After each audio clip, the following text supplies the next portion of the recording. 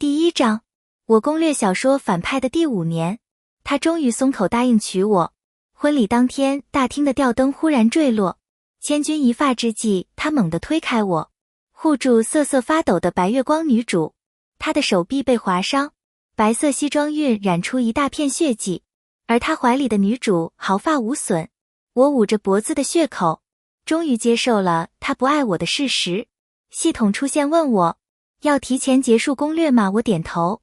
既然他最后会因为女主四肢尽断，生不如死，那我成全他。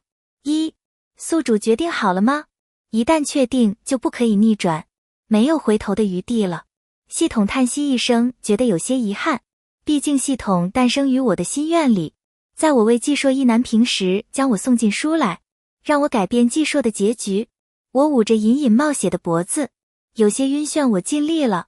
纪硕是这本书的反派，从小得不到爱的他性格扭曲，长大后只因女主的一点点施舍就可以他赴汤蹈火，最后因为救女主四肢尽断变成人质，过得生不如死。来到这个世界5年，我一点点记录他的喜怒哀乐，陪在他身边救赎他。所有人都知道我爱他，只有我见过他恶的一面还不畏惧。最开始的他对我抱有敌意，不信我的话，眼里只有女主。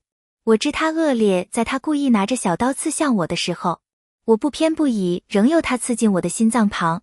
他唇边的笑意明智震惊又疑惑。我笑着告诉他，这个世界不止他愿意为喜欢的人付出一切，我也愿意。我赌赢了。他亲自将我送去医院治疗，此后不再对我恶语相向。